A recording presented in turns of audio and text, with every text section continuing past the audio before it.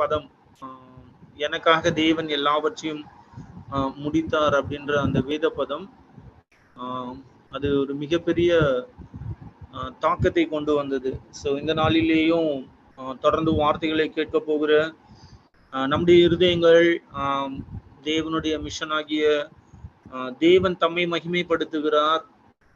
So தேவன் தம்மை மகிமைப்படுத்துகிறதுலே என்னை வைத்தும் அவர் தம்மை மகிமைப்படுத்தி கொண்டு இருக்கிறார் அப்படின்ற அந்த காரியங்களை நாம் உணர தேவன் நமக்கு தொடர்ந்து உதவி செய்வாராக. ஓட் ஐசக் அங்கிள், ஓட் யூ.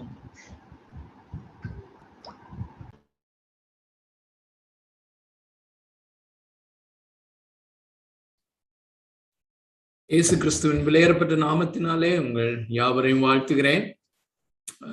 கடந்த வாரத்திலே நாம் சந்திக்க இயலாவிட்டாலும் இந்த வாரத்திலே மீண்டும் இதை ரெஸ்யூம் பண்ணுவதற்கு தேவன் கொடுத்த இந்த பெரிய வாய்ப்புக்காக நான் ஆண்டவரை துதிக்கிறேன்.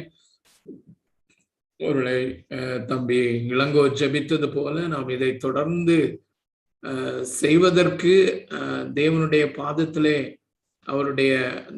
பாதத்திலே அமர்ந்திருந்து அவருடைய வார்த்தையை கற்றுக்கொள்ளுகிற இந்த காரியத்தை நாம் சுபாவப்படி விரும்புகிறதில்லை. நாம் அதை எப்படியாகிலும் தட்டி கழிக்கலாம் என்று ரொம்ப நல்ல வார்த்தைகளை பயன்படுத்துறாங்க. உண்மையிலே சுபாவத்தின்படி நாம் தேவனுடைய வார்த்தையை தியானிக்க விருப்பமற்றவர்கள். ஆனால் இந்த மாலை வேளையிலே ஒரு சிலராக இந்த ரோமருக்கு எழுதின நிருபத்தை கற்றுக்கொள்ளும்படியாய் நாம் கூடியிருக்கிறோம் என்றால் அது தேவனாகிய கர்த்தருடைய செயல் மாத்திரமே என்பதை நாம் நன்றாக அறிந்திருக்கிறோம். ஆகையினாலே மிகுந்த நன்றியுள்ளவர்களாக நாம தொடருவோம். இந்த வேதாகமத்தை முதலாவது தேவனாகிய கர்த்தர் நமக்கு ஈவாக கொடுத்திருக்கிறதற்காக நாம் அவருக்கு மிகவும் நன்றியுள்ளவர்களாக இருக்கிறோம்.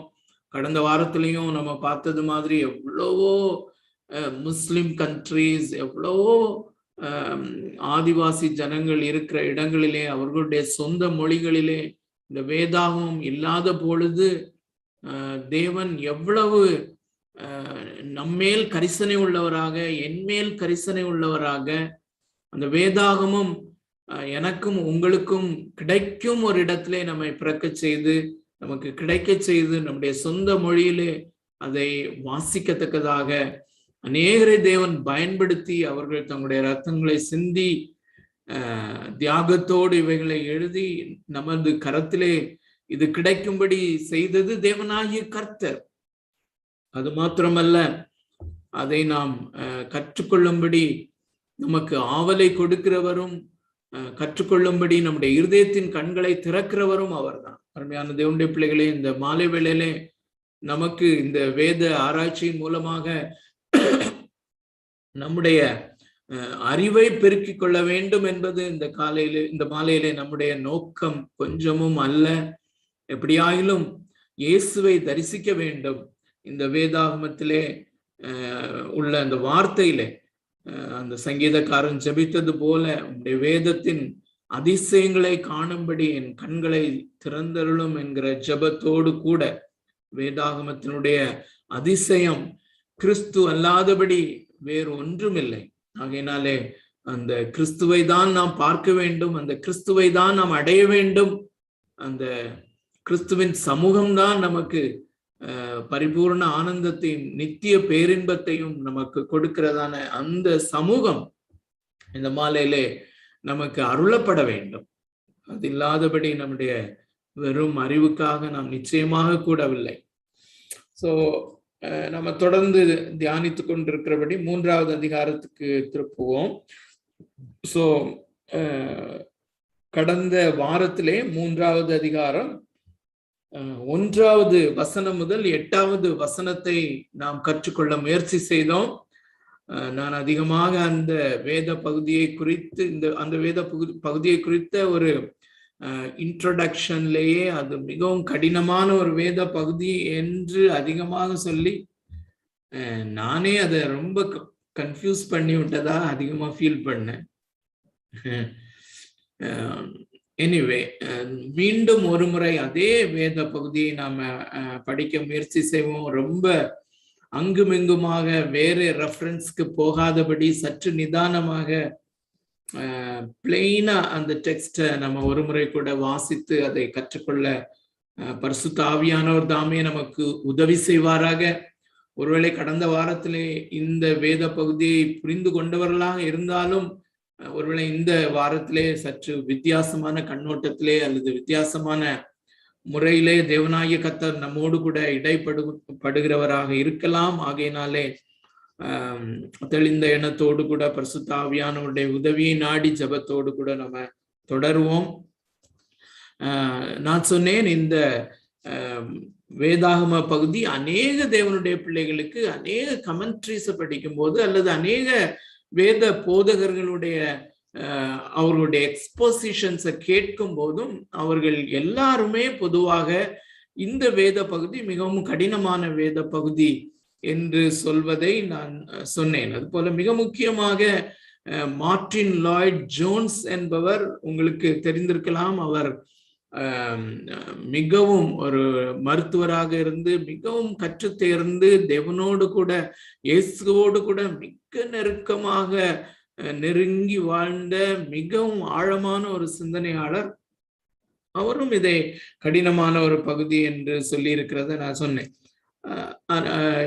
ஜான் பைப்பர் இதை குறித்து சொல்லும் போது இந்த வசன பகுதியை அவர் பிரசங்கிக்கும் போது தன்னுடைய சபையிலே அடிஷனலாக இன்னொரு செய்தியை பேசினார். இந்த வேத பகுதியை ஆதாரமாக கொண்டு தேவன் எதற்காக இப்படிப்பட்ட கடினமான வேத பகுதிகளை இந்த வேதாகமத்திலே வைத்திருக்கிறார் என்பதை என்கிற அந்த டாபிக்ல ஒரு மெசேஜ் பேசி இருக்கிறாருன்னு சொல்லி சொன்னேன். அதுல ஒரு காரியம் என்னவென்றால், அருமையானவர்களே, வேதாகமம் முழுவதிலும் ஆதியாகமம் முதல் வெளிப்படுத்தின விசேஷம் வரையிலும் அநேக பாரடாக்சஸ் என்று ஆங்கிலத்திலே சொல்லுவார்கள். அதற்கு தமிழாக்கம் முரண்பாடு போல தோன்றுகிற மெய். முரண்பாடு போல தோன்றுகிற மெய்.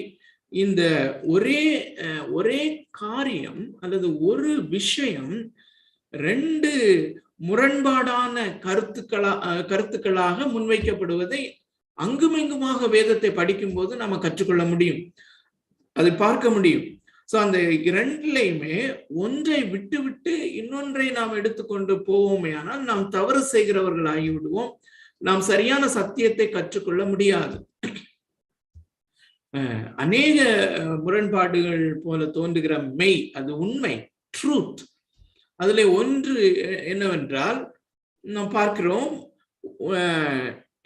வருத்தப்பட்டு பாரம் சுமக்கிறவர்களே நீங்கள் எல்லாரும் என்னிடத்திலே வாருங்கள் என்று இயேசு சொல்லுகிறத நாம் அறிந்திருக்கிறோம். மத்தேயு 11:28 அந்த பகுதியிலே வருத்தப்பட்டு பாரம் சுமக்கிறவர்களே நீங்கள் எல்லாரும் என்னிடத்திலே வாருங்கள். ஆனால் யோவான் 6வது அதிகாரத்திலே நாம் அடிக்கடி தியானிக்கிற அந்த வேத பகுதியிலே என் பிதா ஒருவனை இழுத்து கொள்ளாவிட்டால் ஒருவன் என்னிடத்திலே வரான். சோ இந்த இரண்டும் மிக முக்கியமான உண்மைகள். இந்த ரெண்டையும் சேர்த்தால்தான் நமக்கு அதில் உள்ள ஆழத்தை நாம் தெரிந்து கொள்ள முடியும். அதுபோல வேதாகமத்திலே நன்றாக ரொம்ப பிளெயின் டெக்ஸ்ட், ரொம்ப வாசிக்கும் போதே மிக தெளிவாக நாம் விளங்கி கொள்ளக்கூடிய வசன பகுதிகளும் உண்டு. ஆனால் விளங்கி கொள்ளாத வேத பகுதிகளும் உண்டு. இதுவும் ஒரு விதமான பாரடாக்ஸ் என்று சொல்லலாம், ஒரு விதமான முரண்பாடு என்று சொல்லலாம். சோ இது எதற்காக வைத்திருக்கிறார் என்று பல காரணங்களை அவர் சொல்லுகிறார். ஒரே ஒரு காரியத்தை நான் முகவுரையாக சொல்ல விரும்புகிறேன். ஒன்று, நான் அருமையானவர்களே, இந்த வேத வசனத்திலே, இந்த வேதாகமத்திலே அப்படி கடினமான வேத பகுதிகள் வரும் பொழுது நாம மிக டெஸ்பரேட்டாக வேறு வழி இல்லாதபடி நிச்சயமாய் உதவியற்றவர்கள் என்கிறதை உணர்ந்தவர்களாக அந்த டெஸ்பரேட் மைண்டோட தேவனை தேட வேண்டும், தேவனிடத்திலே கேட்க வேண்டும் என்பதற்காக. ஆண்டவரே, இது எனக்கு புரியவில்லையே, இந்த காரியம், இந்த வேத பகுதி, இந்த வசனத்தினுடைய அர்த்தம் எனக்கு விளங்கவில்லையே.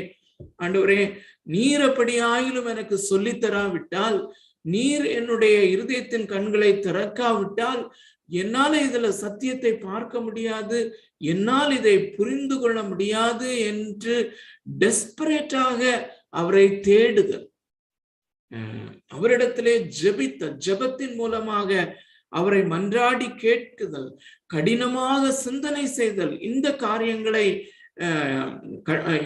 காரியத்தை மனதிலே வைத்தவராக தான், அல்லது இந்த காரியத்தின் இந்த நோக்கங்களுக்காகவே தேவனாகிய கர்த்தர் கடினமான வேத பகுதிகளை இந்த வேதாகமத்திலே வைத்திருக்கிறார் என்பது ஒரு கருத்தின். அநேக காரியங்கள் உண்டு, அவைகள் நமக்கு இப்பொழுது தேவையில்லை என்று நினைக்கிறேன். ரோமருக்கு எழுதின நிருபம் 3வது அதிகாரத்துக்கு நாம் செல்லுவோம். 3வது அதிகாரம் 1 முதல் 8 வசனங்களை இந்த நாளிலே ஒரு முறை கூட கற்றுக்கொள்ள தேவனாகிய கர்த்தர் நமக்கு உதவி செய்வாராக. பரிசுத்த ஆவியானவருடைய உதவியை நாடினவர்களாக நாம் எல்லாரும் அவரையே நோக்கி பார்த்து அவர் நமக்கு உதவி செய்யும்படியாக ஜெபத்தோடு காணப்படுவோம். அருமையானவர்களே, இந்த ரோமருக்கு எழுதின நிருபம் 3வது அதிகாரம் மிக முக்கியமானது என்பதை நாம் அறிந்திருக்கிறோம். விசேஷமாக 21வது வசனத்திலிருந்து இந்த உலகத்திலேயே மிக முக்கியமான அல்லது மிகவும் விலையேற பெற்ற ஒரு நற்செய்தி அங்கே ஆரம்பிக்கிறது. The greatest good news. உலகத்திலேயே மிகப்பெரிய நற்செய்தி என்று சொல்லப்படுகிற அந்த நற்செய்தி, அந்த சுவிசேஷம் 21வது வசனத்திலே ஆரம்பிக்கிறது. சோ அந்த நற்செய்திக்கு நம்மை ஆயத்தம் பண்ணும் வகையாக அப்போஸ்தலனாகிய பவுல் பரிசுத்த ஆவியானவரின் முழு ஏவுதலினாலே அந்த துர்ச்செய்தியை அவர் மிகவும் அழகாக விளக்கி கொண்டு வருகிறார். இந்த நல்ல கவனிங்க, இந்த துர்ச்செய்தியை நாம் சரியாக பெற்றுக்கொள்ளாவிட்டால், இந்த நற்செய்தியை நாம் சரியாக புரிந்து கொள்ள முடியாது, அல்லது இந்த நற்செய்தி நமக்கு உண்மையான நற்செய்தியாக நம்முடைய இருதயத்தை ஒரு பெரிய விந்தை உணர்வுக்குள்ளே தள்ளுகிற, அல்லது இருதயத்தின் ஆழத்திலிருந்து கிளர்ந்து எழுகிற அந்த விந்தை உணர்வோடு கூட, ஒரு ஆச்சரியத்தோடு கூட, ஒரு எக்ஸைட்மெண்டோடு கூட, ஒரு தேவன் பேல் அல்லது இயேசு கிறிஸ்துவின் மேலே மிகுதியான அன்பினாலே அவர் மேலே ஆசை கொண்டு அவரை ஆராதிக்க முடியாது. அந்த சுவிசேஷத்தை, அந்த நற்செய்தியை நாம் அடோர் பண்ண முடியாது, அப்ரிஷியேட் பண்ண முடியாது. ஆனால் இந்த வேதாகமம் நமக்கு கொடுக்கப்பட்டதனுடைய நோக்கம், அதிலும் குறிப்பாக இந்த ரோமருக்கு எழுதின நிருபம் நமக்கு கொடுக்கப்பட்டதனுடைய நோக்கம் என்ன? இந்த சுவிசேஷத்தை அல்லது சுவிசேஷத்தின் நடுநாயகராக இருக்கிற இயேசு கிறிஸ்துவை நாம் பல கோணங்களிலே மகிமையானவராக பார்த்து, அந்த சுவிசேஷத்தினுடைய மேன்மையை பார்த்து, ஒவ்வொரு முறையும் நாம் வேதத்தை படிக்கும் போது அவரை ஆராதிப்பதற்கு நம்மை தூண்டுகிற ஒரே அந்த தூண்டுகோலாக இருப்பதுதான் இந்த நற்செய்தி, அல்லது அந்த நற்செய்தி அடங்கிய இந்த ரோமருக்கு எழுதின நிருபம், இந்த நற்செய்தி அடங்கிய வேதாகமம். நற்செய்தியாகவே இருக்கிற வேதாகமம், நற்செய்தியாகவே இருக்கிற இந்த ரோமருக்கு எழுதின நிருபம். அதனாலே இந்த 1வது அதிகாரம் 18வது வசனத்திலிருந்து ஆரம்பிக்கிற அந்த காரியம், அந்த சகல மனுஷர் மேலும், எல்லா மனுஷர் மேலும் தேவ கோபாக்கினை வெளிப்படுத்தப்பட்டிருக்கிறது என்று தொடங்கினவர் 1வது அதிகாரத்திலே இந்த தேவ கோபாக்கினை அந்த பயங்கரமான பாவத்து நிமித்தம் புறஜாதியார் மேல் எவ்வளவு அதிகமாக இருக்கிறது என்று 1வது அதிகாரத்தின் எஞ்சிய பகுதியிலே 32வது வசனம் வரையிலும் அவர் பேசுகிறார். புறஜாதியார் பாவத்திற்குள்ளே இருக்கிறார்கள், அருவருப்பான பயங்கரமான பாவத்திற்கு கீழே இருக்கிறார்கள். ஆகையினாலே தேவ கோபாக்கினை அவர்கள் மேல் இருக்கிறது என்று வர்ணித்து கொண்டு வருகிறார். ஆனால் 2வது அதிகாரத்திலே 2வது அதிகாரம் 1வது வசனம் முதற்கொண்டு தொடர்ந்து யூதர்களிலே கவனம் செலுத்துகிறார். யூதர்களும் கூட அதே விதமாக புறஜாதியார் எப்படி பாவத்திற்கு கீழாக இருக்கிறார்களோ, புறஜாதியார் எப்படி தேவ கோபாக்கினைக்கு பாத்திரவான்களாக ஒட்டுமொத்தமாக ஒரு மனிதன் விடாதபடி இருக்கிறானோ, அதே விதமாகத்தான் இந்த யூதர்களும் இருக்கிறார்கள் என்று அவர் சொல்லிக் கொண்டு வருகிறார். சொல்லிக் கொண்டு வரும்போது மிக முக்கியமாக அந்த 2வது அதிகாரம், சற்று 2வது அதிகாரத்திலே கொஞ்சம் திருப்பிக் கொள்ளுங்க. 2வது அதிகாரம் 16வது வசனம் முதற்கொண்டு 24வது கிட்டத்தட்ட 24வது வசனம் வரையிலும் 23வது வசனம் வரையிலும் நியாயப்பிரமாணத்தை பெற்றுக் கொண்டிருக்கிறபடினாலே இந்த யூதர்கள் நிச்சயமாக நாங்கள் இந்த தேவ கோபாக்கினைக்கு பாத்திரவான்கள் அல்ல, அந்த முழு உலகத்தையும் தேவன் தள்ளி இந்த முழு உலகத்திலே எத்தனையோ ஜாதியார் இருக்கும்போது ஆபிரகாமை தெரிந்து கொண்டு அவருடைய சந்ததியாகிய யூதர்களாகிய எங்களுக்கு அவர் தம்முடைய வார்த்தையை கொடுத்திருக்கிறார், நியாயப்பிரமாணத்தை கொடுத்திருக்கிறார். ஆகையினாலே அவருடைய கோபாக்கினைக்கு நாங்கள் தப்புவிக்கப்படுவோம். அவருடைய கோபாக்கினைக்கு உள்ளானவர்கள் அல்ல, நாங்கள் அவருடைய கோபாக்கினைக்கு உள்ளானவர்கள் அல்ல, நாங்கள் நியாயப்பிரமாணத்தை பெற்ற பரிசுத்த சந்ததி, தேவனுடைய சந்ததி என்று பெருமை பாராட்டி கொண்டிருக்கிறவர்களுக்கு அப்போஸ்தலனாகிய பவுல் அந்த வேத பகுதியில், இந்த வேத பகுதியிலே நீ நியாயப்பிரமாணத்தை பெற்றிருக்கிறதுனாலே நீ விசேஷித்தவன் அல்ல, நியாயப்பிரமாணத்தின்படி செய்கிறவனே நீதிமான். இதுல நான் புரிந்து கொள்ள வேண்டியது என்னவென்றால், சாராம்சம் என்னவென்றால், இந்த நியாயப்பிரமாணத்தை நீ பெற்றிருக்கிறபடினாலே நியாயப்பிரமாணத்தின்படி செய்ய முடியாது. ஆனால் நியாயப்பிரமாணம் டிமாண்ட் பண்ணுகிறது என்ன, அல்லது நியாயப்பிரமாணம் உனக்கு எதற்காக கொடுக்கப்பட்டிருக்கிறது? இந்த நியாயப்பிரமாணத்தின்படி நான் வாழ முடியாது, அதன்படி செய்ய முடியாது. ஆகையினாலே என் மேல் இரக்கமாயிரும் ஆண்டவரே, என் மேல் கிருபையாயிரும் என்று கெஞ்சுகிற அந்த நிலைமையிலே வர வேண்டும். அதுதான் நியாயப்பிரமாணம் எதிர்பார்க்கிற காரியம். ஆகையினாலே நியாயப்பிரமாணத்தை நீ பெற்றுக்கொண்டபடியினாலே நீ விசேஷித்தவன் அல்ல, நியாயப்பிரமாணத்தை பெற்றுக்கொண்டபடியினாலே நீ பெற்றுக்கொண்டு அது எதிர்பார்க்கிற அந்த விசுவாசத்தினாலே அதிலே தேவ நீதியை நீ தேடாதபடியினாலே நீயும் ஆக்கினை தீர்ப்புக்கு உட்பட்டவன் என்று யூதனை குறித்து சொல்லுகிறார். அதை தொடர்ந்து 24வது வசனத்திலிருந்து 29வது வசனம் வரையிலும் விருத்த சேதனம் என்கிற காரியத்தை அவர் கொண்டு வருகிறார். நீ விருத்த சேதனத்தை பெற்றிருக்கிறபடினாலே, அல்லது கையினால் செய்யப்படுகிற சரீரத்தின்படியான விருத்த சேதனத்தை நீ பெற்றிருக்கிறபடியினாலே நீ தேவ கோபாக்கினைக்கு நான் தப்பித்துக் கொள்வேன் என்று நினைத்து கொண்டிருக்கிறாய். உண்மையாகவே அருமையான தேவனுடைய பிள்ளைகளே, நமக்கு இந்த கலாச்சாரம் ஒருவேளை புதிதாக இருக்கலாம், ஆனால் யூதர்கள் அப்படித்தான் நம்பிக்கொண்டிருந்தார்கள். இன்றும் யூதர்கள் அப்படித்தான் நம்பிக்கொண்டிருக்கிறார்கள்.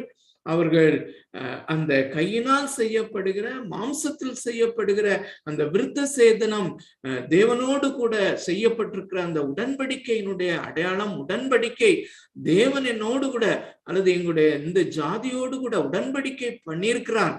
தேவனாகிய கர்த்தர் எங்களோடு உடன்படிக்கை பண்ணியிருக்கும் போது, அந்த விருத்த சேதனத்தை நான் பெற்றிருக்கும் போது, விருத்த சேதனத்தை நான் செய்திருக்கும் போது, நிச்சயமாக தேவ கோபாக்கினைக்கு நான் நீங்களாகி இருக்கிறேன் என்று அவர்கள் சொல்லியிருக்கிற அந்த காரியத்தை, என்று அவர்கள் நம்பிக்கொண்டிருக்கிற அந்த காரியத்தை அப்போஸ்தலனாகிய பவுல் கொண்டு வந்து அந்த எழுத்தின்படியான அந்த விருத்த சேதனத்தை நீ பெற்றிருக்கிறபடினாலே, செய்திருக்கிறபடினாலே, நீ தேவ கோபாக்கினைக்கு வெளியானவன் அல்ல, தேவ கோபாக்கினைக்கு உட்பட்டுதான் இருக்கிறாய். ஏனென்றால் உள்ளத்தில் யூதனானவனே யூதன், உள்ளத்திலே இருதயத்திலே பரிசுத்த ஆவியானவரை கொண்டு நடப்பிக்கப்படுகிற அந்த விருத்த சேதனத்தை பெற்றிருந்தால் மாத்திரமே அந்த தேவ கோபாக்கினைக்கு நீங்களாக முடியும். ஆகையினாலே விருத்த சேதனம், அந்த மாம்சத்தின்படி விருத்த சேதனம் செய்யாத ஒரு புறஜாதியான் விருத்த சேதனத்தின் படியான, அதாவது அவனுடைய இருதயத்திலே உள்ளான மனிதனிலே இருதயத்திலே பரிசுத்த ஆவியானவரை கொண்டு அவன் அந்த உண்மையான விருத்த சேதனத்தை பெற்றிருப்பானே, ஆனால் அவன் உன்னை குற்றம் சாட்டுவான் என்று இந்த யூதர்களை இந்த 2 விதத்திலேயும் அவர் கீழே இறக்கி கொண்டு வந்து வைத்திருக்கிறதை நாம் அறிந்திருக்கிறோம். எவ்வளவாய் அவன் தன்னை மேன்மையானவனாக எண்ணினானோ அவ்வளவுக்கு அதிகமாய் அவனை தாழ்த்தி, யூதனை தாழ்த்தி, யூதனையும் யூதன் அல்லாதவனையும் யூதனையும் புறஜாதியானையும் ஒரே இடத்திலே கொண்டு வந்து எல்லாரும் பாவம் செய்திருக்கிறபடினாலே எல்லாரும் பாவத்துக்கு உட்பட்டவர்களாக, எல்லாரும் தேவ கோபாக்கினைக்கு உட்பட்டவர்களாக இருக்கிறார்கள் என்று கொண்டு வந்து முடிக்கிறார். சோ 3வது அதிகாரத்திலே அதை தொடங்குகிறார். அடுத்த அந்த காரியத்தை தொடங்குகிறார். அருமையானவர்களே, இங்கே நாம் கவனிக்க வேண்டிய காரியம், அவர் என்ன செய்ய விரும்புகிறார் என்பது, அல்லது இந்த முழு வேத பகுதியிலே 3வது அதிகாரம் 1-8 வரையுள்ள வசனங்களிலே அவர் என்ன செய்ய விரும்புகிறார் அல்லது என்ன செய்கிறார், அது என்ன சந்தர்ப்பத்திலே வைக்கப்பட்டிருக்கிறது என்பதை புரிந்து கொண்டால் அந்த பேசேஜை எளிதாக நாம் புரிந்து கொள்ளலாம் என்று நினைக்கிறேன். என்ன செய்ய விரும்புகிறார் என்றால் 20வது வசனம், 3வது அதிகாரம் 19வது வசனத்திலே பார்க்கிற அந்த காரியத்தை அவர் செய்ய விரும்புகிறார். அந்த 19வது வசனம் வாசிக்கிறேன். மேலும் வாய்கள் யாவும் அடைக்கப்படும்படிக்கும் உலகத்தார் யாவரும் தேவனுடைய ஆக்கினை தீர்ப்புக்கு ஏதுவானவர்கள் ஆகும்படிக்கும், நியாயப்பிரமாணம் சொல்லுகிறதெல்லாம் நியாயப்பிரமாணத்துக்கு உட்பட்டவர்களுக்கே சொல்லுகிறது என்று அறிந்திருக்கிறோம். 2வது பகுதியை விட்டு விடுவோம். இப்பொழுது திரும்பவும் கவனியுங்கள். வாய்கள் யாவும் அடைக்கப்படும்படிக்கும் உலகத்தார் யாவரும் தேவனுடைய ஆக்கினை தீர்ப்புக்கு ஏதுவானவர்கள் ஆகும்படிக்கும். இங்கே அப்போஸ்தலனாகிய பவுலுடைய நோக்கம் என்ன, அல்லது தேவனுடைய நோக்கம் என்ன? ஒரு மனிதன் விடாதபடி எல்லா மனிதனுடைய வாய்களும் அடைக்கப்பட வேண்டும். அவர்கள் பேச்சற்றவர்களாக ஆகிவிட வேண்டும். எல்லாருமே ஆக்கினை தீர்ப்புக்கு உட்பட்டு இருக்கிறார்கள் என்பதை அவர்கள் அறியும் போது அவர்கள் பேச்சற்றவர்களாக ஆக வேண்டும் என்று. சோ இந்த ரோமன் 3வது அதிகாரம் 1 முதல் 8 வரை அடங்கியுள்ள இந்த வசன பகுதியிலே இந்த யூதனுடைய வாயை முற்றிலுமாக அடக்க வேண்டும் என்கிறது அவருடைய காரியம். சோ ஏன் என்ன பிரச்சனை என்றால், அருமையான தேவனுடைய பிள்ளைகளே, இந்த தேவனுடைய நீதி, நன்றாக கவனியுங்கள், தேவனுடைய உண்மை, தேவனுடைய சத்தியம், தேவனுடைய நீதி, இந்த காரியங்களுக்கு விரோதமாக எந்த மனுஷனும், யூதனானாலும் அவன் கிரேக்கரானாலும், யூதனானாலும் புறஜாதியானாலும் அவருடைய நீதியை நீ கேள்வி கேட்க முடியாது. நீ உன்னுடைய வாயை பொத்திக் கொள்ள வேண்டும். அவருடைய சத்தியத்திற்கு, அவர் சத்தியவரர் என்பதற்கு விரோதமாக நீ ஒன்றையுமே கேட்க முடியாது. ஏனென்றால் எல்லா மனிதன், நீ பாவியாக இருக்கிறபடினாலே உனக்கு அவரிடத்திலே கேட்பதற்கு உரிமை இல்லை. நீ பாவியாகவே பிறந்திருக்கிறாய். ஆகையினாலே உனக்கு தகுதி என்று ஒன்றே ஒன்று இருக்குமானால் நீ மரித்து அப்படியே நித்திய நரகத்துக்கு தள்ளப்பட வேண்டும், அதுதான் உனக்கு நியாயப்படி கிடைக்கப்பட வேண்டும். இந்த காரியத்தை தான் அவர் செய்கிறார். வேறு வார்த்தையிலே நாம் சொல்லுவோமே ஆனால், to have a high view on God, தேவனை குறித்த மிக உயர்ந்த ஒரு வியூ பாயிண்ட், எண்ணம் மனிதர்களுக்குள்ளே வர வேண்டும் என்பது. அருமையான தேவனுடைய பிள்ளைகளே, முழு வேதாகமத்தினுடைய செய்தியையும் நாம் சுருக்குவோமே ஆனால், வேதாகமம் என்ன செய்தியை மனுக்குலத்துக்கு கொடுக்கிறது? 2-3 செய்திகள், மிக முக்கியமான செய்திகள். முதலாவது செய்தி என்னவென்றால், எதற்காக வேதம் எழுதப்பட்டிருக்கிறது என்றால், இந்த அண்ட சராசரங்களையும் படைத்த, அண்ட சராசரம் என்று சொல்லும் பொழுது நாம் எப்பொழுதுமே ரெஃபர் பண்ணுகிற, ஒருபோதும் முடிவில்லாதபடி சென்று கொண்டிருக்கிற, எக்ஸ்பேண்ட் ஆகி கொண்டிருக்கிற இந்த அண்ட சராசரம். நாம் இந்த வேத ஆராய்ச்சியை தொடங்கினதிலிருந்து எத்தனை செகண்ட் போயாச்சு, ஒவ்வொரு வினாடிக்கும் அநேக வினாடிகள் போய்விட்டது.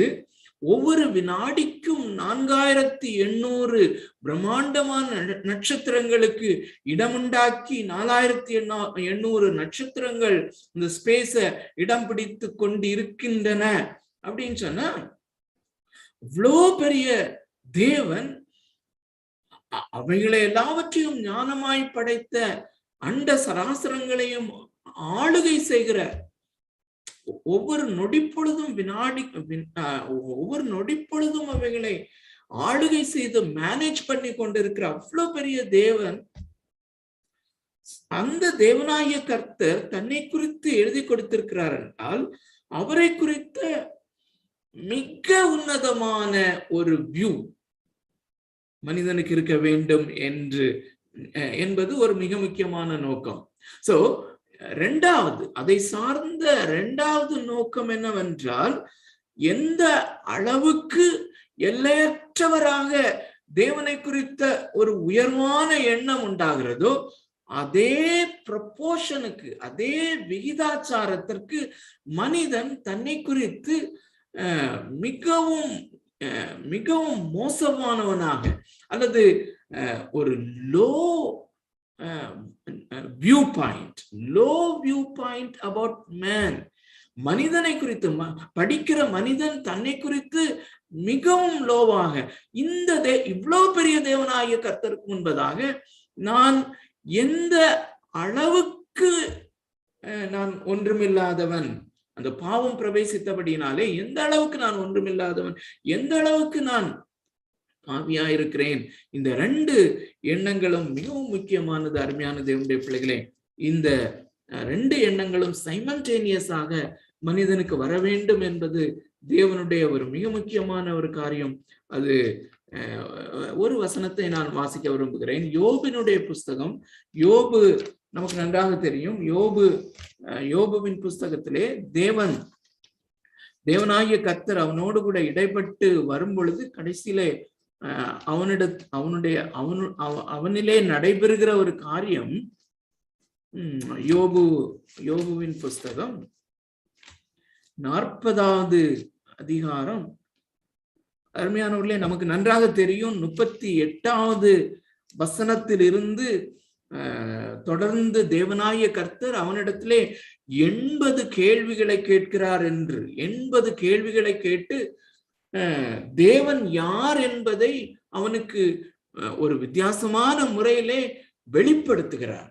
யோபுவுக்கு வெளிப்படுத்தும் போது அவனிலே நடைபெறுகிற காரியம் என்ன? 40வது அதிகாரம், யோபு 40வது அதிகாரம் 4வது வசனம் என்ன சொல்லுகிறான் யோபு? இதோ நான் நீசன், நான் உமக்கு என்ன மறு உத்தரவு சொல்லுவேன்? என் கைகளினால் என் வாயை பொத்திக் கொள்ளுகிறேன், என் கைகளினால் என் வாயை பொத்திக் கொள்ளுகிறேன். அருமையானவர்களே, இந்த நிலைமைக்கு, அதாவது திரும்பவும் நாம ரோமர் 3:19 வருவோம். மேலும் வாய்கள் யாவும் அடைக்கப்படும்படிக்கு. ஆனா இங்க இந்த 19வது வசனத்திலே வாய்கள் யாவும் அடைக்கப்பட வேண்டிய ஒரு நிலைமையிலே மனுஷனை கொண்டு வந்து நிறுத்துகிறதற்கு மிக முக்கியமான வேத பகுதி. நன்றாக கவனியுங்கள். நாம அடுத்தது தியானிக்க இருக்கிற 9வது வசனம் முதல் 19 வரையிலும், 9 முதல் 18 வரையிலும், அதுதான் கிளைமேக்ஸ், மிக முக்கியமான வேத பகுதி, அல்லது அந்த துர்ச்செய்தியினுடைய உச்சகட்டம். நாம் ஒவ்வொருவரும் மனிதனாக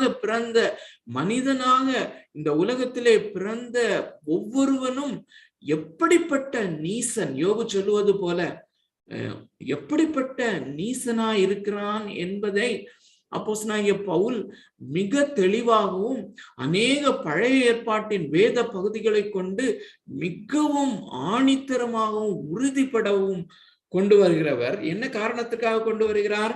19வது வசனம் தான், வாய்கள் யாவும் அடைக்கப்படும்படிக்கு. சோ அதனுடைய ஒரு பிரிலிமினரியான முன்னோட்டமான ஒரு காரியத்தை தான் இங்கே செய்கிறார். யூதனுடைய வாயை முற்றிலுமாய் அடைக்கும்படியாக, அதோடு கூட எல்லா மனிதருடைய வாய்களும் அடைக்கப்படும்படியாக இந்த 1வது வசனம் முதல் 8வது வசனத்தை அவர் சொல்லுகிறார். இப்பொழுது நாம ரோமர் 3:1 முதல் 8க்கு வருவோம். உள்ளே வேற அதிகமாக மற்ற ரெஃபரன்சஸ்க்கு போகாமல் ஒவ்வொரு வசனமாக வாசித்து 8வது வசனம் வரையிலும் நாம வருவோம். பரிசுத்த ஆவியானவர் தாமே நமக்கு உதவி செய்வாராக. கர்த்தர் தாமே நம்முடைய இருதயத்தின் கண்களை திறப்பாராக. இப்படியானால் யூதனுடைய மேன்மை என்ன? விருத்த சேதனத்தினாலே பிரயோஜனம் என்ன? அருமையான தேவனுடைய பிள்ளைகளை, நாம் ஏற்கனவே நம்ம இன்ட்ரோடக்ஷன்ல பார்த்தோம். 2வது அதிகாரத்திலே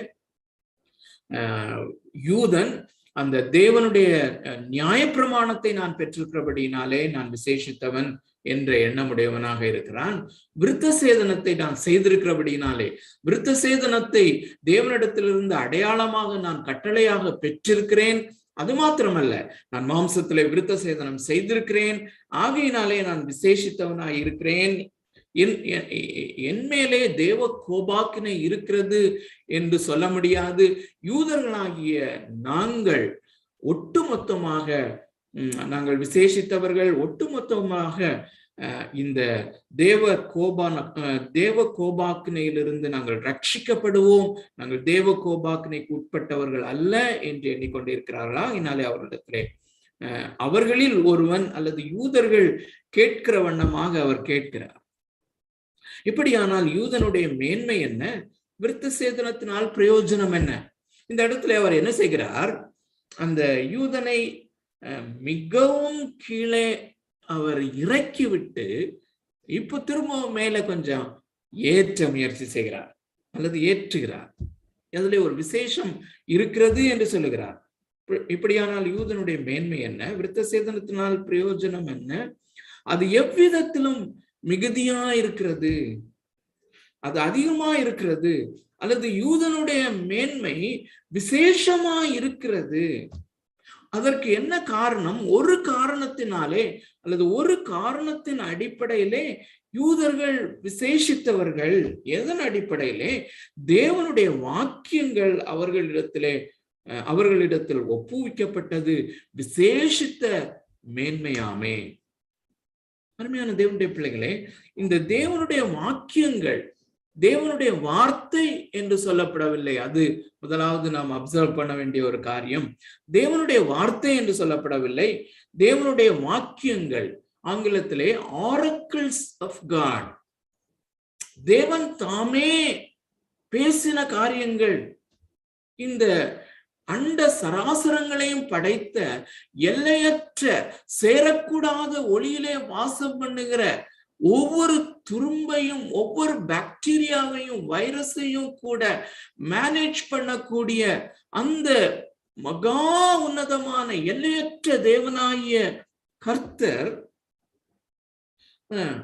அவர் ஒரே ஒரு சிறிய ஜாதிக்கு தன்னுடைய வார்த்தையை, நான் யார் என்று தன்னை விளங்க பண்ணி, தன்னை வெளிப்படுத்தி, வார்த்தைகளை கொடுத்து, இந்த படைத்த தேவனாகிய கர்த்தராகிய நான் இப்படிப்பட்டவர் என்று வெளிப்படுத்தி, படைத்த உலகம் முழுவதையும் அண்ட சராசரங்களையும் படைத்த தேவனாகிய கர்த்தர் மனிதர்களுக்குள்ளே அல்லது மனிதர்களிலே என்னென்ன காரியங்களை எதிர்பார்க்கிறேன் என்று கற்பனைகளை, கட்டளைகளை கொடுத்தது ஒரே ஒரு ஜாதி என்றால் நிச்சயமாக அது விசேஷித்த ஒரு காரியம். அருமையான தேவனுடைய பிள்ளைகளே, நம்முடைய கரங்களிலே இருக்கிற இந்த பழைய ஏற்பாடு, இந்த நம்முடைய கரங்களிலே இருக்கிற பழைய ஏற்பாடு, அதோடு கூட புதிய ஏற்பாடு, இதுவும் சேர்த்து ஆரக்கிள்ஸ் ஆஃப் காட். அருமையான தேவனுடைய பிள்ளைகளே, இதை பெற்றிருக்கிற நாம் விசேஷித்தவர்கள் தான். விசேஷித்தவர்கள் என்றால் இது ஒரு பெரிய ஆசீர்வாதம், ஒரு பெரிய பிரிவிலேஜ். ஆனால் எவ்வளவு நமக்கு கொடுக்கப்பட்டிருக்கிறதோ, எவ்வளவு கொடுக்கப்படுகிறதோ அவ்வளவுக்கு நாம் அக்கௌண்டபிள் அல்லது அவ்வளவுக்கு நாம் கணக்கு ஒப்புவிக்க வேண்டியவர்களாக இருக்கிறோம். சோ தேவனுடைய வாக்கியங்கள் இந்த யூதர்களிடத்திலே ஒப்புவிக்கப்பட்டது விசேஷித்த மேன்மை. இன்னொரு வார்த்தை அதிலே கவனிங்கள், ஒப்புவிக்கப்பட்டது என்று சொல்லுகிற காரியம். தேவனுடைய வாக்கியங்கள் அவர்களுக்கு அருளப்பட்டது என்பது மாத்திரமல்ல, அவர்களிடத்திலே அது ஒப்புவிக்கப்பட்டது என்றால் அது ஒரு ஸ்டூவர்டாக அவர்கள் அதை மற்றவர்களுக்கு பகிர்ந்து கொடுக்கும்படியாக அவர்களிடத்திலே அது ஒப்புவிக்கப்பட்டது. It was entrusted to them to be stewards அல்லது உக்ரானக்காரனிடத்திலே ஒப்புவிக்கப்படுவது போல உக்ரானத்துவம் உடையவர்களாக அவர்கள் விளங்கும்படியாக அவர்களிடத்திலே ஒப்புவிக்கப்பட்டது. அந்த நாட்களிலே அவர்கள் அந்த நியாயப்பிரமாணத்தை அல்லது தேவனுடைய வார்த்தைகளை, தேவனுடைய கற்பனைகளை மற்றவர்களுக்கு போதிக்கும்படியாக அவர்களுக்கு ஒப்புவிக்கப்பட்டது. தேவன் யார் என்பதை மற்றவர்களுக்கு அவர்கள் எடுத்து காண்பிக்கும்படியாக அவர்களுக்கு அது ஒப்புவிக்கப்பட்டது. அதுபோல இந்த நாட்களிலும் அருமையானவர்களே, தேவனுடைய வார்த்தை நமக்கு ஒப்புவிக்கப்பட்டிருக்கிறது. We are stewards of the word. அந்த ஜீவனுள்ள தேவனுடைய வார்த்தையை பெற்ற நாம் ஜீவனுள்ள தேவனுடைய வார்த்தைக்கு உக்ரானத்துவம் உடையவர்களாக நாம் இருக்கிறோம். மற்றவர்களுக்கு அதை தெளிவாய் போதிக்கத்தக்கதாக, பிரசங்கிக்கத்தக்கதாக.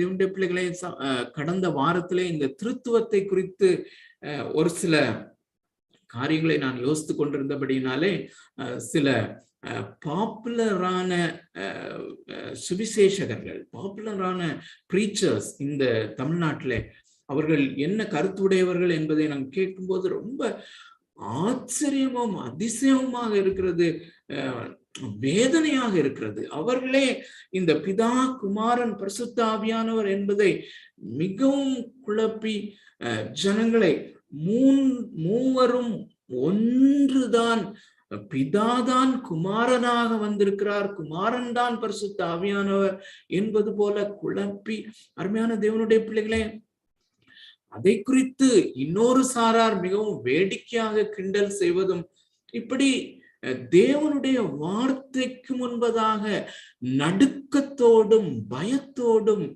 கையை எடுத்து வாயிலே பொத்தி கொண்டு, எனக்கு தெரியவில்லை என்றால் ஆண்டவரே எப்படியாயிலும் எனக்கு சொல்லித்தாங்க சுவாமி, நான் இதை புரிந்து கொள்ள முடியவில்லை, என்னை புரியவையும் என்கிற அந்த மனப்பான்மை இல்லாதபடி கேலியும் கிண்டலுமாக அல்லது மிகவும் லைட்டாக எந்த காரியங்களை ரொம்ப வெயிட்டியராக எடுக்க வேண்டுமோ அதை மிகவும் லைட்டாக எடுக்கிறவர்களாக நான் கண்டேன். அருமையான தேவனுடைய பிள்ளைகளை, இதை பெற்றிருக்கிற நாம் தெளிவாக புரிந்து கொண்டு தெளிவாக மற்றவர்களுக்கு போதிக்கத்தக்கதாக அது நமக்கு உக்ரானத்துவமாக அது ஒப்புவிக்கப்பட்டிருக்கிறது என்கிற காரியம். சோ அருமையான தேவனுடைய பிள்ளைகளை, தேவனுடைய வாக்கியங்கள் இந்த யூதர்களுக்கு ஒப்புவிக்கப்பட்டிருக்கிறபடினாலே அந்த விதத்திலே அவர்கள் மேன்மையானவர்கள். இன்னொரு வசனத்தை நான் வாசிக்க விரும்புகிறேன். ரோமருக்கு எழுதின நிருபம் 9வது அதிகாரம்.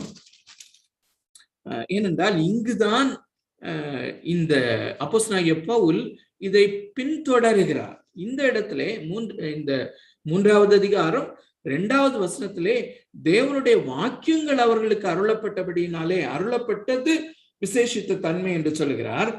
ஆனால் இந்த இடத்திலே ரோமர் 9வது அதிகாரத்திலே இந்த விசேஷ தன்மையுடைய அந்த காரியத்தை இன்னும் விளக்கமாக சொல்லுகிறார். நன்றாக கவனிங்கள். அந்த காரியங்கள் எல்லாமே கிட்டத்தட்ட 9 காரியங்களை நாம் வாசிக்க போகிறோம். அந்த 9 காரியமுமே இந்த வேத வாக்கியங்களுக்கு உள்ளே அடங்கின காரியங்கள்.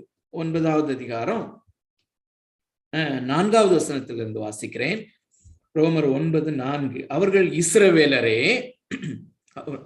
இஸ்ரவேலரே என்றால் அது மேன்மையான ஒரு காரியம் என்பது போலதான் சொல்கிறார். அவர்கள் இஸ்ரவேலரே, புத்திர சுவிகாரமும் மகிமையும் உடன்படிக்கைகளும் நியாயப்பிரமாணமும் தேவ ஆராதனையும் வாக்குத்தத்தங்களும் அவர்களுடையவைகளே, பிதாக்கள் அவர்களுடையவர்களே, மாம்சத்தின்படி கிறிஸ்துவும் அவர்களில் பிறந்தாரே, இவர் என்றென்றைக்கும் ஸ்தோத்திரிக்கப்பட்ட சர்வத்திற்கும் மேலான தேவன், ஆமேன். இங்கே கிட்டத்தட்ட 9 காரியங்களை சொல்கிறார்.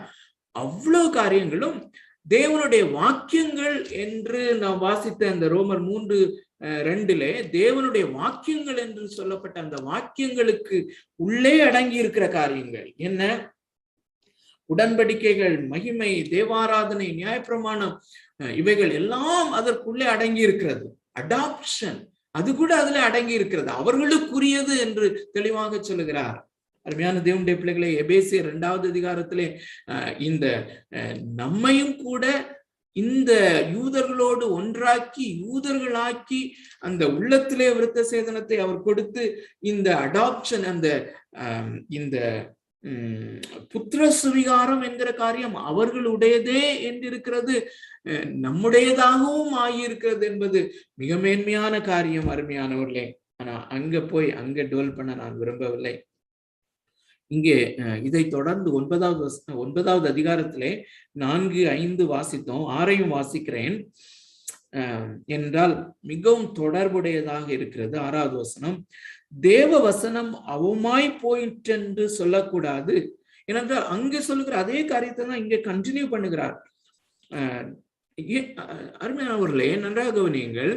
இந்த யூதர்கள் என்ன சொல்லுகிறார்கள், என்ன நம்பி இருக்கிறார்கள் என்றால், தேவன் வாக்குத்தத்தம் பண்ணினார், தேவன் எங்களோடு உடன்படிக்கை பண்ணினார், இந்த உடன்படிக்கை பண்ணினவர், வாக்குத்தத்தங்களை அருளினவர், அவைகளை நிறைவேற்றுவதற்கு உண்மை உள்ளவர். அதாவது ஒட்டுமொத்தமாக எல்லா இஸ்ரவேலரோடும் இந்த வாக்குத்தத்தம் இருக்கிறது. எல்லா இஸ்ரவேலரோடும் அவர் உடன்படிக்கை பண்ணி இருக்கிறார். ஆகையினாலே எல்லா இஸ்ரவேலரையும் மீட்டுக்கொள்ள அவர் கடமைப்பட்டவர். அதான் மெயின் பாயிண்ட். எல்லா இஸ்ரவேலரையும் அவர் எல்லா இஸ்ரவேலரோடு கூட அவர் உடன்படிக்கை பண்ணி இருக்கிறபடினாலே இஸ்ரவேலரை அவர் ஒட்டுமொத்தமாக ரட்சித்து ஆக வேண்டும். அந்த உடன்படிக்கைகளின்படி, அந்த வாக்குத்தத்தங்களின்படி அவர் ஒட்டுமொத்தமாக இஸ்ரவேலரை ரட்சித்து ஆக வேண்டும் என்பதுதான் அவர்களுடைய நம்பிக்கை.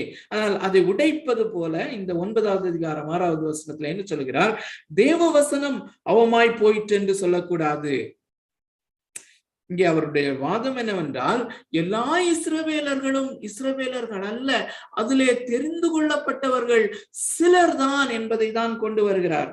தொடர்ந்து வாசிக்கிறேன். தேவ வசனம் அவமாய் போயிட்டு என்று சொல்லக்கூடாது, அல்லது தேவனுடைய வாக்குத்தத்தம் அவமாய் போயிட்டு என்று சொல்லக்கூடாது, தேவனுடைய உடன்படிக்கை அவமாய் போயிட்டு என்று சொல்லக்கூடாது, தேவனுடைய வார்த்தை போய் சொல்லுகிறது என்று சொல்லக்கூடாது. ஏனென்றால் இஸ்ரவேல் வம்சத்தார் எல்லாரும் இஸ்ரவேலர் அல்லவே, தெரிந்து கொள்ளப்பட்டவர்கள் சிலர்தான் என்பதை அங்கே கொண்டு வருகிறார். இப்ப திருப்பி 3வது அதிகாரத்துக்கு வருவோம். 3வது வசனம்,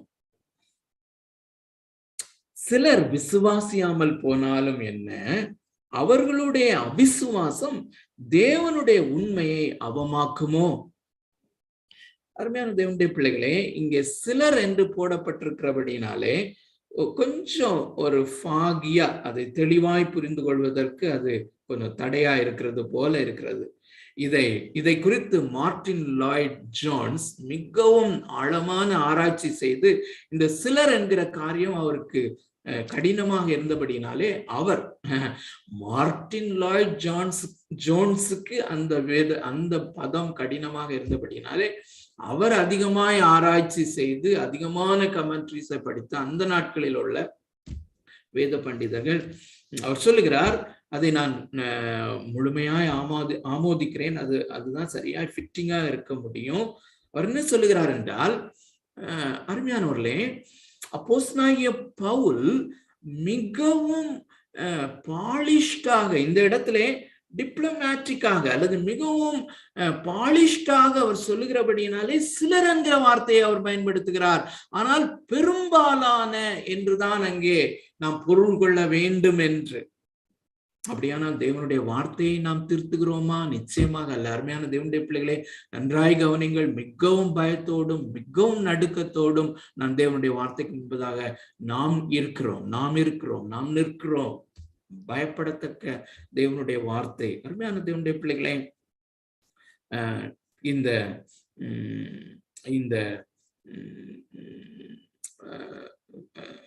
எதை வைத்து சொல்லுகிறோம் என்றால், பெரும்பாலான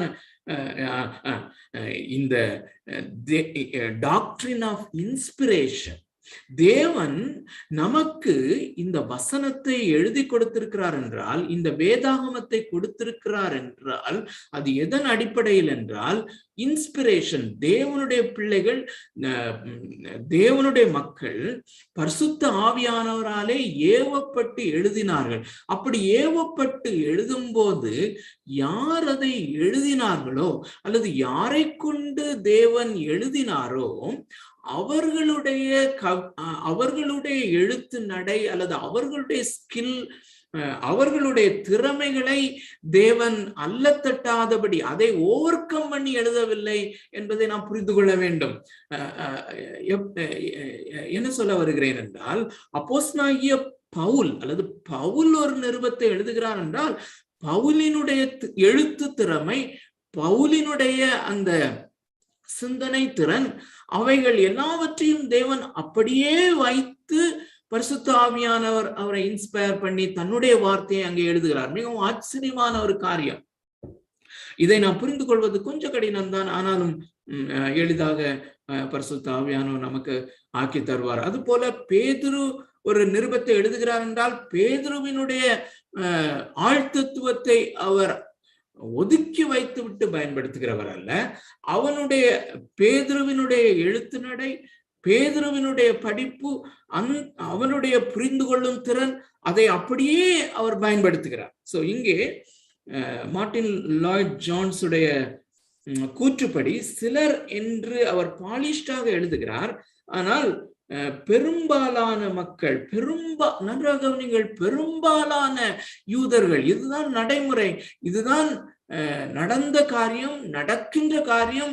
இயேசு கிறிஸ்து வாழ்ந்த காலத்திலேயும் அவரோடு கூட யூதர்களுடைய சம்பாஷணைகள் எல்லாவற்றையும் அறிந்திருக்கிறோம், நாம் நன்றாக அறிந்திருக்கிறோம். பெரும்பாலானவர்கள் விசுவாசிக்கவில்லை என்று.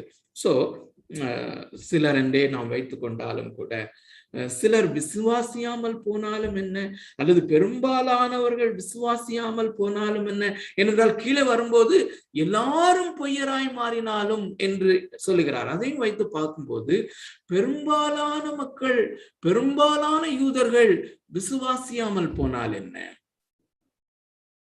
அல்லது எல்லா யூதர்களும் விசுவாசியாமல் போனால் என்ன, தேவன் தம்முடைய வார்த்தையிலே உண்மையுள்ளவர்.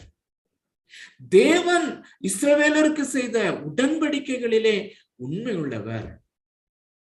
தேவன் இஸ்ரவேலருக்கும் இந்த வேதத்திலே நமக்கும் கொடுத்த வாக்குத்தத்தங்களிலே 100% உண்மை உள்ளவர். அல்லது ஏற்கனவே நான் முன்னால சொல்றபடி பில்லியன் டைம்ஸ் என்று ஒன்று இருக்குமானால், பில்லியன் டைம்ஸ், பில்லியன் சதவீதம் அவர் தம்முடைய வாக்குத்தத்தங்களிலே உண்மையுள்ளவர். சோ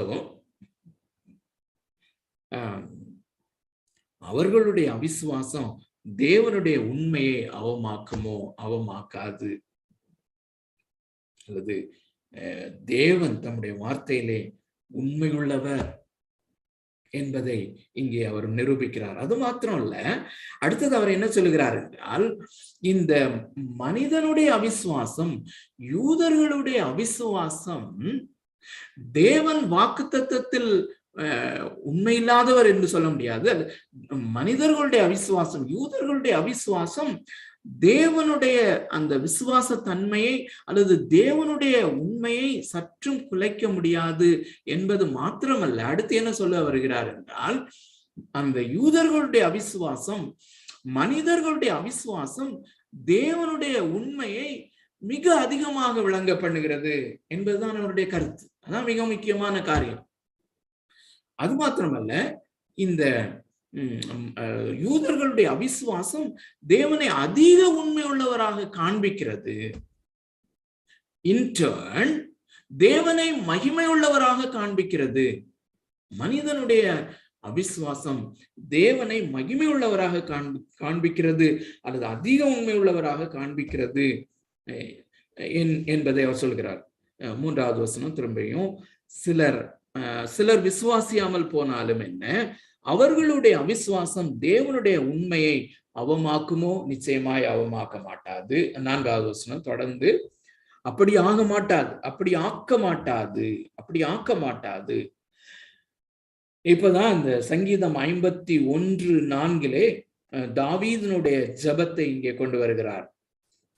நீர் உம்முடைய வசனங்களில் நீதிபரராய் விளங்கவும் உம்முடைய நியாயம் விசாரிக்கப்படும் போது வெற்றி அடையவும் இப்படி ஆயிற்று என்று எழுதியிருக்கிறபடி தேவனே சத்தியபரர் என்றும் எந்த மனுஷனும் பொய்யன் என்றும் சொல்லுவோமாக. தேவனுடைய பிள்ளைகளை, இங்கே தாவீதை அவர் ஏன் எக்ஸாம்பிளாக கொண்டு வருகிறார்? தாவீது ஒரு யூதன். சோ தாவீது நிச்சயமாக எப்படி சொல்லி இருக்க முடியும்? தேவனுடைய அந்த உடன்படிக்கைக்கு உட்பட்டவன் நான், தேவனுடைய வாக்குத்தத்தங்களுக்கு உட்பட்டவன் நான். ஆகையினாலே தேவனுடைய நியாய தீர்ப்புக்கும் தேவனுடைய ஆக்கினை தீர்ப்புக்கும் நான் உரியவன் அல்ல. தேவனுடைய ஆக்கினை தீர்ப்புக்கு நான் விலகி இருக்கிறேன். தேவன் என்னை ஆக்கினை தீர்ப்புக்கு உட்படுத்த முடியாது என்று அவர் மற்ற யூதர்களைப் போல அவர் நினைத்திருக்க கூடும். ஆனால் அப்படி இல்லாதபடிக்கு தேவன் நீதிபரர், நான் பாவி, நான் நியாயமாய் தண்டிக்கப்படுகிறேன், நான் நியாயமாய் ஆக்கினை தீர்ப்புக்கு உட்பட்டவன் என்பதை அவர் ஒத்துக்கொண்டவராக அவர் பாவத்தை அறிக்கை செய்கிறார். அப்படி அறிக்கை செய்யும் போது நான் பொய்யனாயிருக்கிறேன், நான் பாவியாயிருக்கிறேன், நான் ஆக்கினைக்கு உட்பட்டவனாக இருக்கிறேன் என்று தன்னை குறித்து எவ்வளவு ஏழ்மையாக சிந்திக்க முடியுமோ? அருமையானவர்களே, இது ரொம்ப முக்கியமான காரியம்.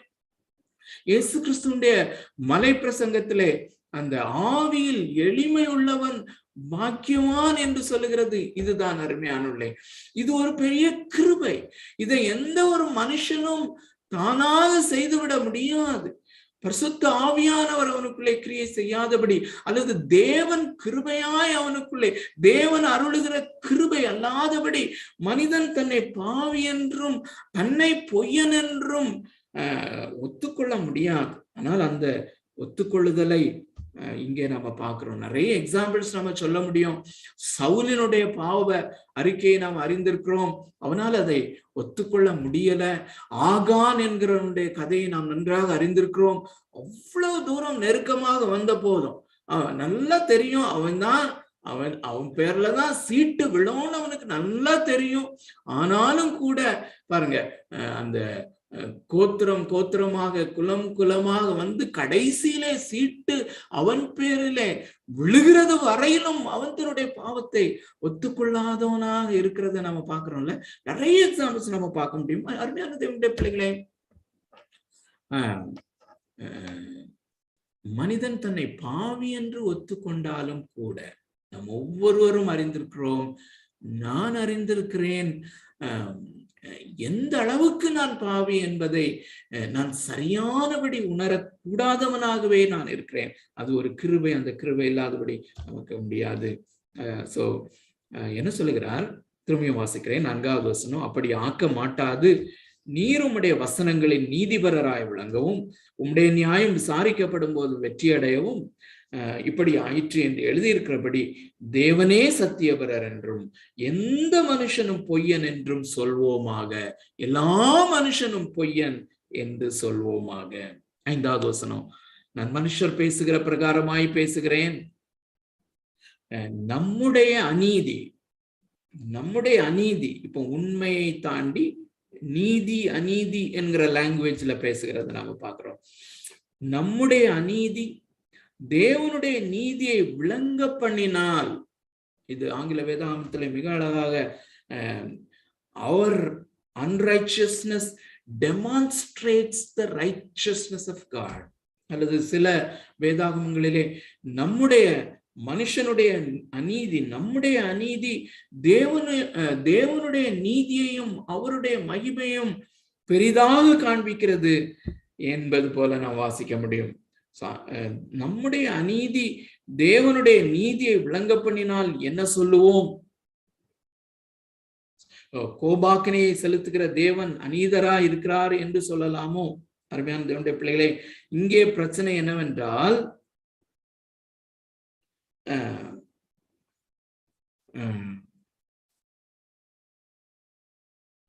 தேவன் நீதிபரர், கோபாக்கினையை செலுத்துகிற தேவன் அநீதர் என்று சொல்ல முடியாது. கோபாக்கினையை செலுத்துகிற தேவன் அநீதரா இருக்கிறார் என்று சொல்லலாமோ? அப்படி சொல்லக்கூடாது. சொல்லக்கூடுமானால் தேவன் உலகத்தை நியாய தீர்ப்பது எப்படி?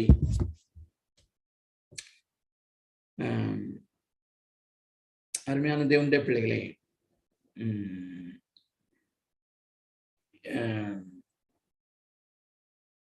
இது ஒரு பரிசுத்த ஆவியானவர் தாமே நமக்கு உதவி செய்ய வேண்டும். ரொம்ப பிளெயினான ஒரு காரியம்தான்.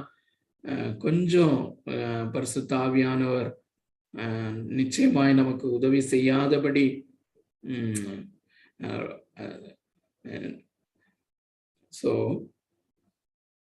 திரும்பவும் 1வது வசனத்துல இருந்து வாசிக்கிறேன். அந்த ஃப்ளோல நம்ம வருவோம். இப்படியானால் யூதனுடைய மேன்மை என்ன? விருத்த சேதனத்தினாலே பிரயோஜனம் என்ன? அது எவ்விதத்திலும் மிகுதியாயிருக்கிறது. தேவனுடைய வாக்கியங்கள் அவர்களிடத்தில் ஒப்புவிக்கப்பட்டது விசேஷித்த மேன்மையாமே. சிலர் விசுவாசியாமல் போனாலும் என்ன? அவர்களுடைய அவிசுவாசம் தேவனுடைய உண்மையை அவமாக்குமோ? அப்படி ஆக்க மாட்டாது.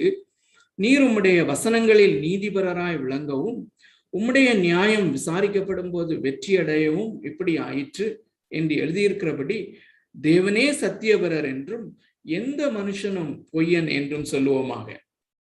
நான் மனுஷர் பேசுகிற பிரகாரமாய் பேசுகிறேன். நம்முடைய அநீதி தேவனுடைய நீதியை விளங்க பண்ணினால் என்ன சொல்லுவோம்? கோபாக்கினையை செலுத்துகிற தேவன் அநீதராய் இருக்கிறார் என்று சொல்லலாமோ? அப்படி சொல்லக்கூடாது. சொல்லக்கூடுமானால் தேவன் உலகத்தை நியாயம் தீர்ப்பது எப்படி? இங்கே என்ன சொல்லுகிறார் என்றால், இப்போ என்னுடைய அநீதி தேவனுடைய நீதியை விளங்க பண்ணுமானால், என்னுடைய அநீதி தேவனுடைய நீதியை விளங்க பண்ணுமானால் அவர் ஏன் என்னை நியாயம் தீர்க்க வேண்டும்? அவர் ஏன் என்னை ஆக்கினை தீர்ப்புக்கு உட்படுத்த வேண்டும்? நன்றாக கவனியுங்கள். என்னுடைய அநீதி, என்னுடைய பாவச் செயல் தேவனுடைய நீதியை பெரிதாக காட்டுமானால், தேவனை மகிமையுடையவராக காட்டுமானால், அதற்காக அவர் என்னை பாராட்டத்தானே செய்ய வேண்டும்? ஏன் அவர் என்னை கடிந்து கொள்ள வேண்டும்? அல்லது ஏன் அவர் என்னை தண்டிக்க வேண்டும்? ஏன் அவர் மனிதனுடைய பாவத்திற்காக, மனிதனுடைய அநீதிக்காக ஏன் அவர் ஆக்கினை தீர்ப்புக்குட்படுத்த வேண்டும்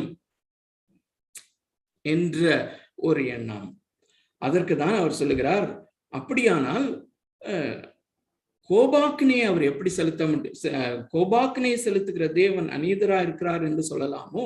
அப்படி சொல்லக்கூடாது. சொல்லக்கூடுமானால் தேவன் உலகத்தை நியாயம் தீர்ப்பது எப்படி? அருமையான தேவனுடைய பிள்ளைகளே, இந்த யூதர்களுக்கு நன்றாக தெரியும் தேவன் புறஜாதியாரை நியாயம் தீர்ப்பார் என்று. அப்போ இந்த தேவனுடைய நீதி, என்னுடைய அநீதி, என்னுடைய பாவம் தேவனை நீதிபரராக காட்டுமானால் தேவன் எப்படி என்னை நியாயம் தீர்க்க முடியும்? தேவன் என்னை நியாயம் தீர்க்க வேண்டிய அவசியம் இல்லையே, அவர் என்னை பாராட்டத்தானே வேண்டும் என்று சொல்லுகிற அந்த யூதனுக்கு அப்போஸ்தலனாகிய பவுல் சொல்லுகிறார், அப்படியானால் நீ அறிந்திருக்கிறாயே அவர் உலகத்தை நியாயம் தீர்ப்பார் என்று அறிந்திருக்கிறாயே, அவர் உலகத்தை முழுதுமாக நியாயம் தீர்ப்பார். யூதர்களை மாத்திரமல்ல, புறஜாதியாரும் கவனிங்கள், புறஜாதியாரும் பாவம் செய்கிறார்கள், புறஜாதியாரும் அநீதராய் இருக்கிறார்கள். அவர்களுடைய அநீதியினாலும் தேவன் நீதிபரராக விளங்குகிறார். அல்லது அவர்களுடைய பாவச் செயலும் தேவனை அதிக நீதிபரராய் காண்பிக்கிறது.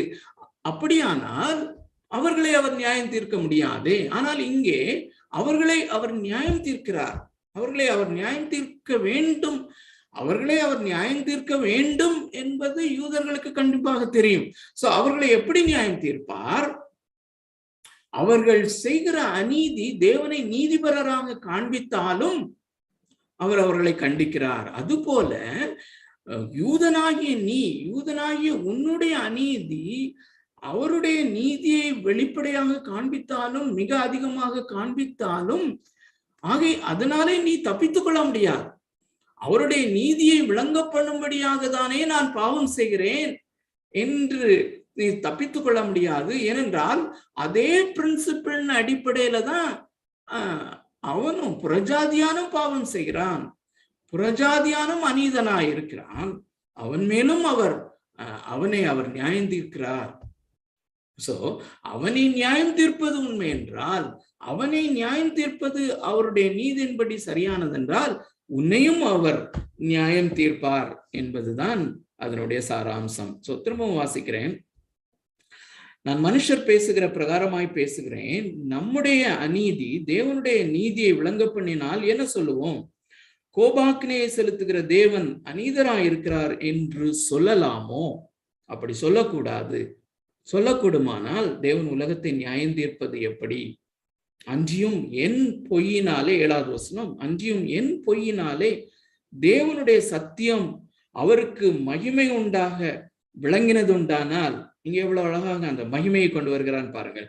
அன்றியும் என்னுடைய பொய்யினாலே தேவனுடைய சத்தியம், which is part of his glory, அவருடைய மகிமைக்கு ஒரு பகுதியாக இருக்கிற அந்த சத்தியம், என்னுடைய பொய்யினாலே தேவனுடைய சத்தியம் அவருக்கு மகிமை உண்டாக விளங்கினது உண்டானால் இனி நான் பாவி என்று தீர்க்கப்படுவானேன். சோ அப்படி அவன் யூதன் கேட்கிறான். அன்றியும் என் பொய்யினாலே தேவனுடைய சத்தியம் அவருக்கு மகிமை உண்டாக விளங்கினது உண்டானால் இனி நான் பாவி என்று தீர்க்கப்படுவானேன். 8வது வசனம், நன்மை வரும்படிக்கு தீமை செய்வோமாக என்று சொல்லலாம் அல்லவா? சோ அவன் என்னுடைய அநீதி தேவனுடைய நீதியை விளங்க பண்ணினால் அவர் என்னை தண்டிப்பது எப்படி என்று இதற்கு முந்தின பகுதியிலே சொல்லுகிறான். இங்கே என்னுடைய அநீதி அவருடைய நீதியை இன்னும் விளங்க பண்ணினால் நான் பாவி என்று ஏன் தீர்க்கப்பட வேண்டும்? அவர் ஏன் என்னை பாவி என்று நாம் பாவம் செய்யலாமே. 8வது வசனம், நன்மை வரும்படிக்கு தீமை செய்வோமாக என்று சொல்லலாம் அல்லவா? நாங்கள் அப்படி போதிக்கிறவர்கள் என்றும் சிலர் எங்களை தூஷித்து சொல்லுகிறார்களே, அப்படி போதிக்கிறவர்கள் மேல் ஆக்கினை நீதியா இருக்கும். அருமையான தேவனுடைய பிள்ளைகளே, இங்கே அவர் என்ன சொல்லுகிறார்? இந்த நான் பாவம் செய்வதனாலே தேவன் நீதிபரராய் விளங்குகிறபடினாலே நான் இன்னும் பாவம் செய்யலாம் என்று நீ நினைக்கிறாய். அப்படி நீ நினைப்பாயானால் உனக்கு ஆக்கினை தீர்ப்பு நிச்சயமாக உண்டு. அல்லது இதே காரியத்தை தான் இதே விதமாக அப்போஸ்தலனாகிய பவுல் ரோமருக்கு எழுதின நிருபம் 9வது அதிகாரத்துல காரியத்தை சொல்லுகிறதையும் பார்க்கிறோம். அங்கே அதையும் நம்ம லேசா வாசிக்கலாம். 9வது அதிகாரம்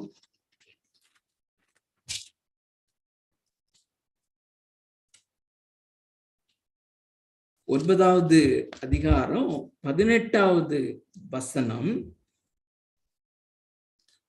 கொஞ்சம் நன்றாக கவனிங்கள். இந்த லாஜிக் நமக்கு புரியும் போது அது புரியறதுக்கு எளிதாக இருக்கும். ஆதலால் 18வது வசனம், எவன் மேல் இரக்கமாயிருக்க சித்தமாயிருக்கிறாரோ அவன் மேல் இரக்கமாயிருக்கிறார், எவனை கடினப்படுத்த சித்தமாயிருக்கிறாரோ அவனை கடினப்படுத்துகிறார். இப்படியானால் அவர் இன்னும் ஏன் குற்றம் பிடிக்கிறார்? அவர் தானே கடினப்படுத்துகிறார். அவர் எவன் மேல் இரக்கமாயிருக்க சித்தமாயிருக்கிறாரோ அவன் மேல் இரக்கமாயிருக்கிறார். அவர் எவனை கடினப்படுத்த சித்தமாயிருக்கிறாரோ அவனை அவர் கடினப்படுத்துகிறார். அப்படியானால் அவர் இன்னும் ஏன் குற்றம் பிடிக்கிறார்? அவர் தானே கடினப்படுத்தி இருக்கிறார். அப்படி இருக்கும்போது அந்த மனம் திரும்பாதவன் மேலே அவர் ஏன் குற்றம் பிடிக்கிறார்? அவனை ஏன் தண்டிக்கிறார்? அவனை ஏன் ஆக்கினை தீர்ப்புக்கு உட்படுத்துகிறார்? இப்படியானால் அவர் இன்னும் ஏன் குற்றம் பிடிக்கிறார்? 19, அவர் சித்தத்திற்கு எதிர்த்து நிற்பவன் யார்? அவர்தானே சித்தம் கொண்டு அவனை கடினப்படுத்தினார். அப்படியானால் அவர் சித்தத்திற்கு எதிர்த்து நிற்பவன் யார் என்று என்னுடனே சொல்லுவாய். அப்படியானால் மனுஷனே, 20வது வசனம், அப்படியானால் மனுஷனே தேவனோடு எதிர்த்து தர்க்கிக்கிற நீ யார்? உருவாக்கப்பட்ட வஸ்து உருவாக்கினவனை நோக்கி நீ என்னை ஏன் இப்படி உண்டாக்கினாய் என்று சொல்லலாமோ? அதே லாஜிக்கை தான் இங்கே கொண்டு வருகிறார். என்னுடைய அநீதி அவருடைய நீதியை விளங்க பண்ணுமானால், என்னுடைய அநீதி அவருடைய மகிமையை விளங்க பண்ணுமானால், நான் தொடர்ந்து அநீதியிலே நான் இருக்கலாம், நிலைத்திருக்கலாம் என்று சொல்லுவாய் அல்லவா? அப்படி சொல்லக்கூடாது, அப்படி சொல்ல முடியாது. நீ அப்படி தேவனுக்கு விரோதமாக அல்லது தேவனுக்கு முன்பாக நீ அப்படி பேசக்கூடாது, பேச முடியாது என்பதுதான் அவருடைய காரியம். அன்றியும் 7வது வசனம், அன்றியும் என் பொய்யினாலே தேவனுடைய சத்தியம் அவருக்கு மகிமை உண்டாக விளங்கினதுண்டானால் இனி நான் பாவி என்று தீர்க்கப்படுவானே, நன்மை வரும்படிக்கு தீமை செய்வோமாக என்று சொல்லலாம் அல்லவா? நாங்கள் அப்படி போதிக்கிறவர்கள் என்றும் சிலர் எங்களை தூஷித்து சொல்லுகிறார்களே, அப்படி போதிக்கிறவர்கள் மேல் வரும் ஆக்கினை நீதியா இருக்கும். அருமையான தேவனுடைய பிள்ளைகளே, தொடர்ந்து அந்த 20வது வசனத்தை வாசித்து நம்ம முடிக்கலாம். இந்த 19வது வசனம், 20வது வசனம், மேலும் வாய்கள் யாவும் அடைக்கப்படும்படிக்கும் உலகத்தார் யாவரும் தேவனுடைய ஆக்கினை தீர்ப்புக்கு ஏதுவானவர்கள் ஆகும்படிக்கும் நியாயப்பிரமாணம் சொல்லுகிறதெல்லாம் நியாயப்பிரமாணத்துக்கு உட்பட்டு இருக்கிறவர்களுக்கே சொல்லுகிறது என்று அறிந்திருக்கிறோம். இப்படி இருக்க பாவத்தை அறிகிற அறிவு நியாயப்பிரமாணத்திலே வருகிறபடியால் எந்த மனுஷன் நியாயப்பிரமாணத்தின் கிரியைகளினாலே தேவனுக்கு முன்பாக நீதிமான் ஆக்கப்படுவதில்லை. அந்த நற்செய்தியினுடைய முதல் பகுதியையும் நம்ம வாசித்து முடிப்போம். 21வது வசனம், இப்படி இருக்க நியாயப்பிரமாணம் இல்லாமல் தேவநீதி வெளிப்படுத்தப்பட்டிருக்கிறது. அதை குறித்து நியாயப்பிரமாணமும் தீர்க்க தரிசனங்களும் சாட்சியிடுகிறது. நியாயப்பிரமாணம் இல்லாமல் தேவ நீதி வெளிப்படுத்தப்பட்டிருக்கிறது. அருமையான தேவனுடைய பிள்ளைகளே, வாய்கள் யாவும் அடைக்கப்படும்படி இந்த தேவனாகிய கர்த்தருக்கு முன்பதாக ஒருவனும் நீதிமான் என்று சொல்லப்படக்கூடாத நிலைமையிலே, பாவியிலும் கேடுகட்ட பாவியாக இருக்கிற அந்த நிலைமையில நாம் எல்லாம் இருக்கும் போது, இந்த நியாயப்பிரமாணத்துக்கு அப்பாற்பட்ட ஒரு தேவ நீதி அந்த கிறிஸ்துவிலே நமக்கு வெளிப்பட்டிருக்கிறபடியினாலே தேவ கோபாக்கினைக்கு நீங்களாக்குகிற ஒரு இந்த பெரிய நற்செய்தி தொடர்ந்து வருகிற நாட்களிலே நாம் தெளிவாய் புரிந்து கொள்ள பரிசுத்த ஆவியானவர் தாமே நமக்கு உதவி செய்வாராக. ஒவ்வொரு சுத்தம்பி இளங்கோ.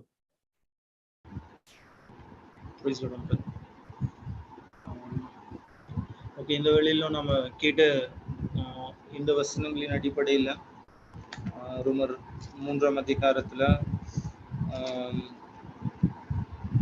அவர் தம்முடைய வசனங்களில் நீதிபரவராய் விளங்கவும் நியாயம் விசாரிக்கப்படும் பொழுது வெற்றி அடைவும் இப்படி ஆயிற்று என்று எழுதியிருக்கிறபடி தேவன் சத்தியபரர் என்றும் எந்த மனுஷனும் பொய்யன் என்றும் சொல்லுவோமாக. பிளஸ் அந்த வாய்கள் யாவும் அடைக்கப்படும்படிக்கு இந்த சத்தியங்களை புரிந்து கொள்ளும்படிக்கு ஒன்று இவைகளை புரிந்து கொள்ளுகிறதற்கு